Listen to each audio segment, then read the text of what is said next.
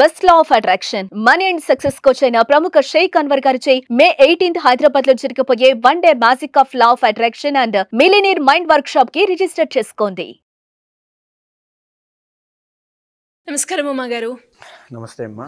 ఆడవాళ్ళని మహాలక్ష్మి స్వరూపంగా కొలుస్తూ ఉంటారు అండ్ అందులో భాగంగానే మనం మాట్లాడుకుంటే ఎస్పెషల్లీ ఉమెన్స్ దగ్గర డబ్బు నిలవకపోయినా లేదు అంటే అప్పు చేశాము కానీ తీరడానికి అసలు నానా కష్టాలు పడుతున్నాం, ఇంకా తీర్చలేకపోతున్నాము, డబ్బు మా దగ్గర నిలవట్లేదు, అలా అవ్వడానికి ఎలాంటి దోషం వల్ల అలాంటి జరిగే అవకాశం ఉందంటారు? ఏదైతే ఆడవాళ్ళకి ఎదర్ అది మెన్ ఆర్ ఉమెన్, ఎస్పెషల్లీ మనం విమెన్లో గమనిస్తూ ఉంటాము, ఒక 4 దోషాలు చెప్పబడ్డాయండి.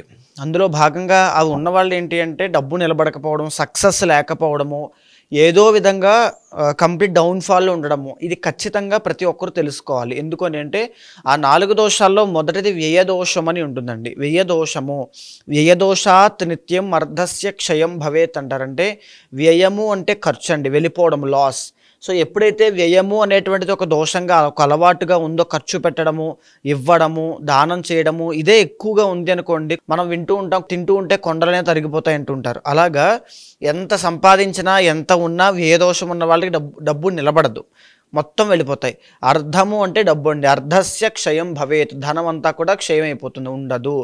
సో ఒకటి గుర్తుపెట్టుకోండి, ఈ రోజుల్లో మనం చూస్తూ ఉంటాం వ్యయదోషం ఎలా ఉంటుందంటే లగ్జరీ కోసము, ఆన్లైన్ షాపింగ్స్ కోసము, ఇష్టమైన వాళ్ళ కోసము, ఫ్రెండ్స్ కోసము ఖర్చు పెట్టడమే ఒక వ్యసనంగా మారి ఖర్చు పెడుతూ ఉంటారు. వ్యసనాల కోసం ఖర్చు పెడుతూ ఉంటారు, ఖర్చు పెట్టడమే వ్యసనంగా కూడా మారి ఖర్చు పెడుతూ ఉంటారు. ఆ వ్యయదోషము ఎప్పుడైతే ఎవరికైతే ఉంటుందో వాళ్ళ దగ్గర డబ్బు నిలబడదు. ఇది బాగా గుర్తుపెట్టుకోండి. ఇది 12th హౌస్ బట్టి మనం చూడొచ్చు. 12వ స్థానంలో చంద్రుడు, శుక్రుడు, గురుడు ఉన్నప్పుడు ఖచ్చితంగా ఇది మనకి కనబడుతూ ఉంటుంది. అయితే రెండవది ఏంటి అంటే సంఘ దోషము అని ఉంటుందండి. అంటే ఇన్ఫ్లుయెన్స్ అవ్వడము. సంఘము అంటే ఇంకా సొసైటీ అని చెప్పచ్చు. 11th హౌస్ బట్టి మనం చెప్పచ్చు చెడు సహవాస దోషము. కొంతమంది చూస్తే నువ్వు దాంట్లో ఇన్వెస్ట్ చేసి స్టాక్ మార్కెట్లో చాలా బాగుంటుంది, నువ్వు ఆ బెట్టింగ్ ఆడు, మనకు డబ్బులు వస్తాయి, లేదు అనుకుంటే వాళ్ళు ఏదో కొంటున్నారు మనం అలాగే కొనాలి. మనం బాగా గమనిస్తే సిరి గారు ఈ సందర్భంలో చెప్పే చిన్న ఎగ్జాంపుల్, ఒక కూరగాయలు అమ్ముకునేటువంటి ఒక వ్యాపారి, చిరు వ్యాపారస్తుడు ఉంటాడు ఒక ఆయన 10 సంవత్సరాలు 15 సంవత్సరాలు కష్టపడి వచ్చి డబ్బంతా తీసుకుని వాళ్ళ ఇంట్లో ఎవరిదో పెళ్ళో లేకపోతే ఏదైనా అయితే దానికి సంబంధించి మొత్తం అంతా కూడా అక్కడే ఇన్వెస్ట్ చేస్తాడు. ఒక్క రోజులో అంతా అయిపోతాయి. జనరల్గా మనం చూస్తూ ఉంటాం సంఘ దోషము, సొసైటీ ఇన్ఫ్లుయెన్స్ అండి.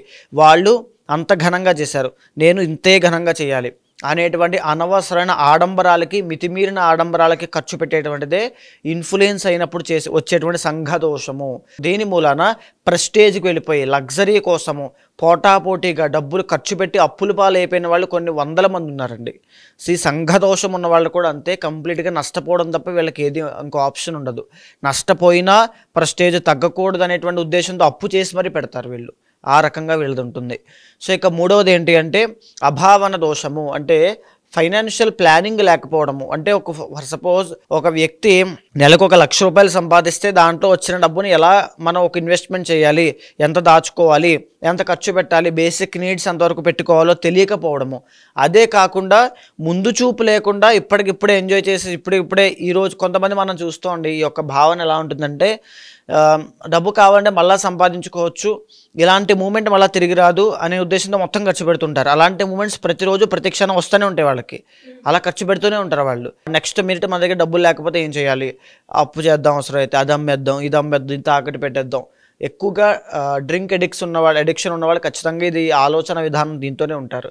అభావన దోషం అండి. ఇంకా నెక్స్ట్ మినిట్ ఏమో ఆలోచించారు, భార్యకి తినడానికి ఉందా, లేకపోతే వీళ్ళు కూడా భర్తకి ఉండడానికి ఉందా, లేకపోతే ఫ్యామిలీ కోసం నెక్స్ట్ మనం పిల్లల కోసం చదువులకి ఏమైనా పెట్టామా, ఇవేమి ఉండవు. అంటే బేసిక్ నీడ్స్ కోసం కూడా డబ్బులు ఉంచకుండా మొత్తాన్ని ఖర్చు పెట్టేటువంటిదే దాన్ని అభావన దోషము అంటారు. ఇది ఉన్న వాళ్ళకి ఎంత డబ్బు వచ్చినా నిలబడదు. ఈవెన్ వాళ్ళు ఒక కోటీశ్వరుల కుటుంబంలో పుట్టి గోల్డెన్ స్పూన్లో పుట్టిన అడుక్కు తినే పొజిషన్కి వచ్చేస్తారు. అంటే ఇలా అనకూడదు, కానీ అనాలి. ఆ మాట వాళ్ళకి తెలియాలంటే ఖచ్చితంగా అలాగే చెప్పాలి. తర్వాత ఏమిటి అంటే 4వది అన్నిటికంటే అన్యోన్య రుణ దోషము అని ఉంటుందండి. దీని మూలాన ఏంటి అంటే దీన్ని ఎలా చెప్పచ్చు అంటే 7th హౌస్ బట్టి మనం చెప్తాము. అంటే ఒక పార్ట్నర్షిప్లోకి, బిజినెస్లోకి వెళ్ళిన తర్వాత నష్టపోయేటువంటి దోషాన్ని, డబ్బు భారీగా అప్పులు పాలయ్యేటువంటిది పార్ట్నర్షిప్లోకి వెళ్ళిన తర్వాత, ఏదైనా లైఫ్ పార్ట్నర్ అయినప్పటికీ కూడా, అంటే పెళ్ళైన తర్వాత చాలామంది స్త్రీలకి భర్త దగ్గర నుంచి సంపాదన లేక నేనైనా ఎలాగైనా సంపాదించాలి, కష్టపడాలి, నా ఫ్యామిలీని నిలబెట్టాలి అనేటువంటి ఉద్దేశంతో కష్టపడి సంపాదించి పెడుతూ ఉంటారు. సో వాళ్ళకి కూడా డబ్బు నిలబడదు.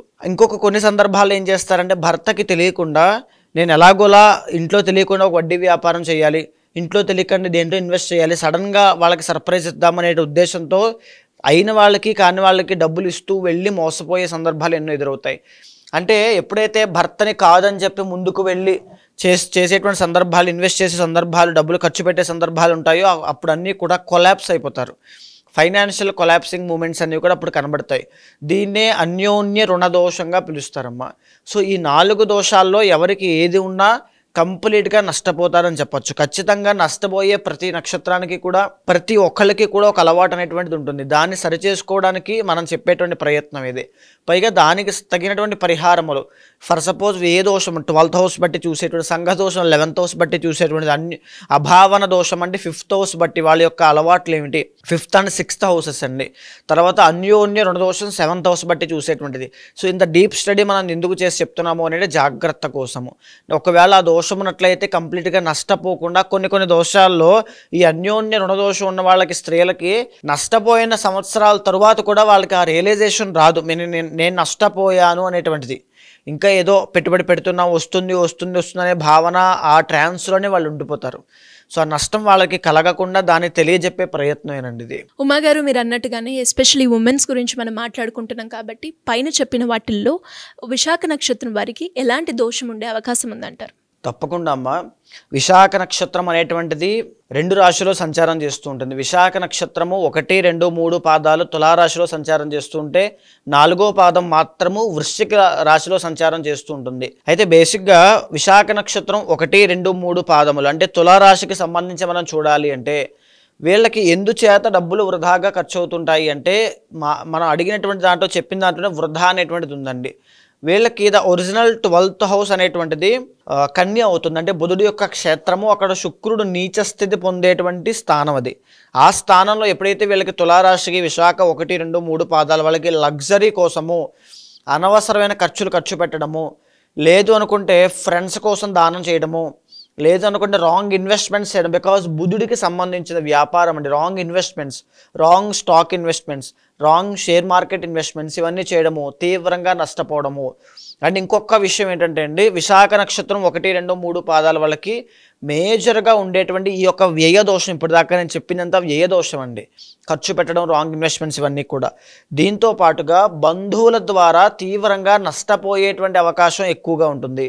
బంధువుల ద్వారా, వాళ్ళ చుట్టాలు, వాళ్ళ ఫ్యామిలీ, వాళ్ళ కోసం బాగా తాపత్రయపడి వాళ్ళ ఆరోగ్య సమస్యలకి, వాళ్ళ అవసరాలకి, వాళ్ళ కష్టాలకి వీళ్ళు డబ్బులు ధారబోస్తే వీళ్ళ కష్టాన్ని అంతా కూడా అక్కడ పెట్టాల్సిన పరిస్థితి వీళ్ళకి వస్తుంది. ఇది కూడా వ్యయ దోషంలోకే వస్తుంది. ఎందుకంటే వాళ్ళ దగ్గర ఎంత వచ్చినా నిలబడదు అంతే. అది కొన్నిసార్లు నేను బాగానే ఒక మంచి పొజిషన్లోకి వెళ్తున్నాను అనుకుంటారు, కానీ లాస్ట్ మినిట్లో అంతా కొలాప్స్ అవుతుంది.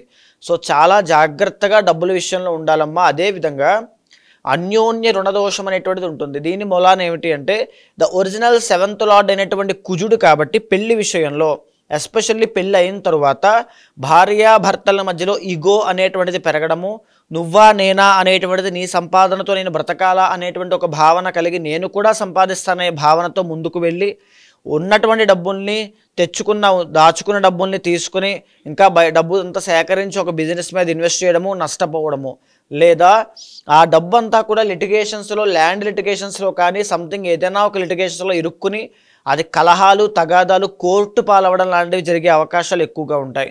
అన్యోన్య రుణదోషము, వ్యయ దోషము 2 ఉంటాయి. విశాఖ నక్షత్రం 1, 2, 3 పాదాల వాళ్ళు భర్తకి తెలియకుండా, అంటే భర్త మీద కోపంతోనో ఆవేశంతోనో ముందుకు వెళ్ళొద్దు. మీ పర్సనల్ చార్ట్ చూసుకున్న తర్వాత ఏ బిజినెస్ పెట్టాలనుకున్నా ఆ బిజినెస్కి సంబంధించిన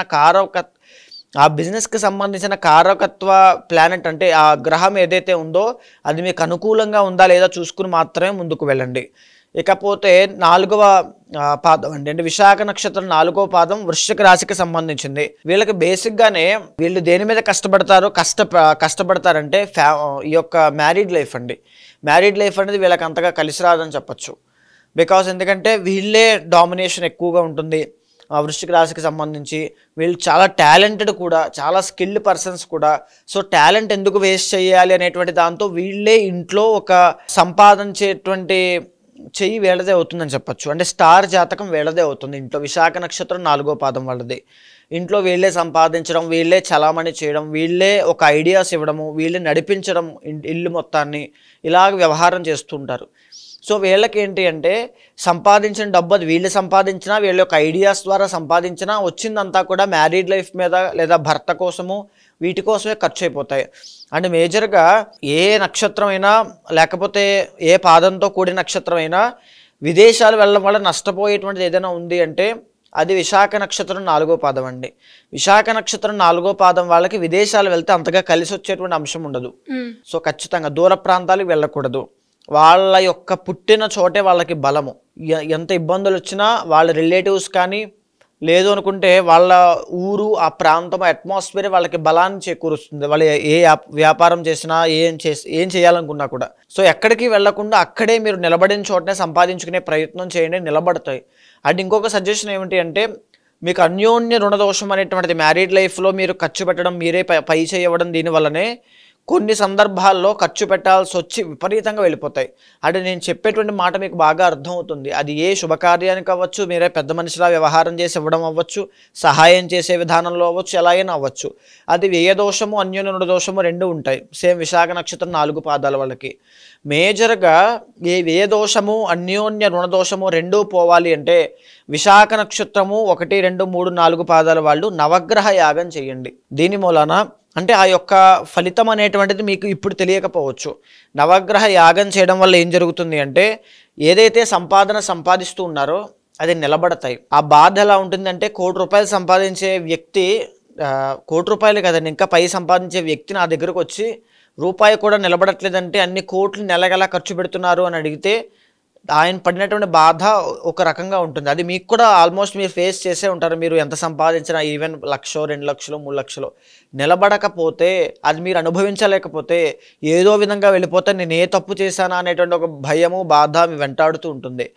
దానికి పరిష్కారము నవగ్రహ యాగం చేయండి. విత్-ఇన్ డేస్లోనే ఆ ప్రాబ్లం నుంచి బయటపడతారు. విశాఖ నక్షత్రం వారికి ఎస్పెషల్లీ జూన్ నుంచి ఈ ఇయర్లో ఎలా ఉండబోతుందండి? సో తప్పకుండా అమ్మ, యాక్చువల్లీ చెప్పాలంటే విశాఖ నక్షత్రం 1, 2, 3 పాదాల వాళ్ళకి తులారాశికి సంబంధించి మే 15 దగ్గర నుంచి వాళ్ళకి గురుబలం పెరగడం మూలన, తరువాత శని యోగించడం మూలాన కొన్ని శుభ పరిణామాలు ఫేవరబుల్ టైంలోకి రాజయోగంలోకి ఎంటర్ అయ్యారని చెప్పొచ్చు ఖచ్చితంగా. కానీ ఏమిటి అంటే ఒకవేళ పర్సనల్ చార్ట్లో దోషం ఉంటుంది, దోషంగానే ఉంటుంది, ఇబ్బందులు అవి ఫేస్ చేస్తారు. కానీ కొన్ని మంత్స్లో ఎస్పెషల్లీ విశాఖ నక్షత్రం 1, 2, 3 పాదం వాళ్ళకి రాజయోగం ఏర్పడుతుంది. ఇంకా స్పెసిఫిక్గా అది ఏ మంత్స్ అంటే జూలై 15 దగ్గర నుంచి ఆగస్ట్ 15 దాకా ఆ 1 మంత్, డిసెంబర్ 15 దగ్గర నుంచి జనవరి 2026 15 దాకా ఆ 1 మంత్ చాలా బాగుంటుందండి. బికాజ్ రవి అనేటువంటి ప్లానెట్ యోగించడం మూలన ఆ టైంలో ఏం చేసినా పనులన్నీ కూడా కలిసి వస్తాయి. బాగా గుర్తుపెట్టుకోండి, మనసులో మీరు న్యూ స్టార్టప్స్ కానీ రిస్క్ తీసుకోవడం కానీ ఈ మనసులో చేయడం వల్ల మీకు కలిసి వస్తుంది. దీంతో పాటుగా విశాఖ నక్షత్రం 4వ పాదం వాళ్ళకి వృశ్చిక రాశిలో సంచారం చేస్తుంటారు. వీళ్ళకి ఏంటి అంటే ఏదైతే 1, 2, 3 పాదం వాళ్ళకి రాజయోగం పట్టిందో అలాగనే వీళ్ళకి కూడా డౌన్ఫాల్ అనేది స్టార్ట్ అయిందని చెప్పొచ్చు. బికాజ్ వృశ్చిక రాశికి 8వ స్థానంలోకి గురుగ్రహ సంచారం రాబోతోంది కాబట్టి మే 15 దగ్గర నుంచి. కాబట్టి చాలా జాగ్రత్తగా ఫైనాన్షియల్ ఇష్యూస్ చూసుకోండి. తర్వాత మీరు చేసేటువంటి జాబ్లో కానీ వ్యాపారంలో కానీ మేజర్ చేంజెస్ ఏమీ కూడా అంటే మారదాము, చేంజ్ అవుదాం, కొత్తగా స్టార్టప్ పెడదాం, అక్కడ ఇన్వెస్ట్ చేద్దాం, ఇలాంటివి అస్సలు చేయొద్దు. అక్టోబర్ దాకా చాలా జాగ్రత్తగా ఉండండి. ఇంత బ్యాడ్ టైంలో కూడా కొన్ని మంత్స్ అనేటువంటివి మీకు రాజయోగాన్ని ఇస్తూ ఉన్నాయి, కొంత శుభ పరిణామాలను ఇస్తూ ఉంటాయి. ఆ మంత్సే ఆగస్ట్ 15 దగ్గర నుంచి సెప్టెంబర్ 15 దాకా, సెప్టెంబర్ 15 నుంచి అక్టోబర్ 15 దాకా ఈ 2 మంత్స్ రవి బలం చాలా బాగుంది. ఎస్పెషల్లీ గవర్నమెంట్ జాబ్లో ఉన్నవాళ్ళు, గవర్నమెంట్ జాబ్ కోసం ట్రై చేసేవాళ్ళు, బంగారం వ్యాపారము, రాజకీయ రంగంలో ఉన్న వాళ్ళకి రాజయోగం ఖచ్చితంగా పడుతుంది అని చెప్పచ్చు. ప్రతి పని వెంటనే పూర్తవుతాయి. ఇంకా మరిన్ని శుభ పరిణామాలు, శుభ ఫలితాల కోసము కులదైవాన్ని, ఇష్టదైవాన్ని తప్పకుండా ప్రతిరోజు ఆరాధన చేయండి.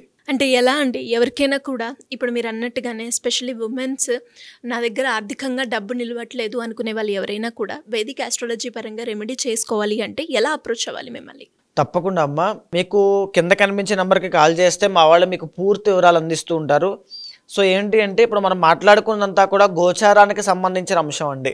మీ పర్సనల్ చార్ట్లో ఇందాక మనం మాట్లాడుకున్నాం వ్యయము అంటే 12, సంఘదోషం అంటే 11 ఇలాగా ఆ హౌసెస్ బట్టి ఆ కొన్ని దోషాలు చెప్పబడ్డాయండి.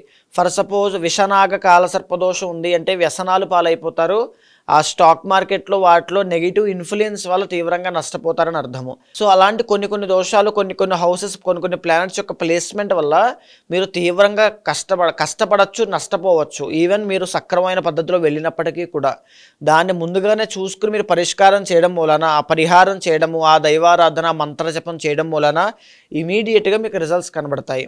సో అలాంటి వాళ్ళు ఎవరైనా ఉంటే తప్పకుండా అపాయింట్మెంట్ తీసుకోండి. మీ పర్సనల్ చార్ట్ చూసిన తర్వాత ఏదైతే మంచిదో పరిహారం అది చేయించి మీకు మంచి రిజల్ట్స్ వచ్చేలా చేస్తాను. థ్యాంక్ యూ అండి, థ్యాంక్ యూ సో మచ్. నమస్తే అమ్మా. సుమన్ టీవీలో మీ పర్సనల్ అండ్ బిజినెస్ ప్రమోషన్స్ కోసం కింది నెంబర్కి కాంటాక్ట్ చేయండి.